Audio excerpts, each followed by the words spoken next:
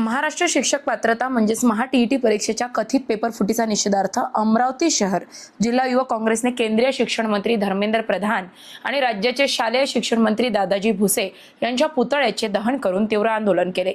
भिवंडी येथून पेपर फुटीची प्राथमिक माहिती समोर आल्यानंतर परीक्षा पुढे ढकलण्यात आल्याने लाखो विद्यार्थ्यांच्या भविष्याची पुन्हा एकदा खेळ झाल्याचा आरोप युवक काँग्रेसने केला। पेपर फुटी प्रकरणातील सर्व दोषींवर कठोर कारवाई करून संपूर्ण सत्य जनतेसमोर आणावे, तसेच केंद्रीय व राज्य शिक्षण मंत्र्यांनी नैतिक जबाबदारी स्वीकारून राजीनामा द्यावा अशी मागणी करण्यात आली। परीक्षा प्रक्रिया पारदर्शक व सुरक्षित करण्यासाठी तातडीने ठोस उपाययोजना कराव्यात आणि नव्या परीक्षेची तारीख लवकरच जाहीर करून विद्यार्थ्यांना मानसिक आर्थिक त्रास होणार नाही याची काळजी घ्यावी अशी मागणी जिल्हाध्यक्ष निलेश गुहे, जिल्हा उपाध्यक्ष नितीन काळे व NSUI अध्यक्ष स्वराज पूर्ण भारतभर आताच गेल्या 2 ते 3 महिन्यात नीट एक्झामबाबत एवढी मोठी पेपर फुटी झाली। त्यासाठी पूर्ण भारतभर विद्यार्थ्यांनी आणि युथ काँग्रेसनी NUCI ताकदने आंदोलन केलं। तिच्यात प्रधान यांना इस्तीफा राजीनामा द्यायचा मागणी केली।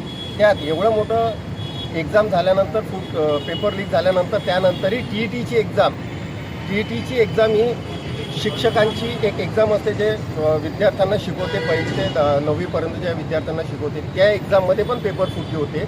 म्हणजे हिच्यात ही सरकार विद्यार्थ्याच्या आयुष्याशी जीवनाशी खेळत आहे। या सरकारने लवकरात लवकर विनोद प्रधान यांचा राजीनामा द्यावा आणि विद्यार्थ्याच्या सन्मानात यांचा राजीनामा देऊन या विद्यार्थ्यांच्या सन्मानात त्यांनी रस्त्यावर उतरून आंदोलन करावे। आमची अशी इच्छा आहे की हर वेळेस येऊन जाऊन विद्यार्थी आणि काँग्रेस आणि NUCI आंदोलन का बरं करेल आंदोलन।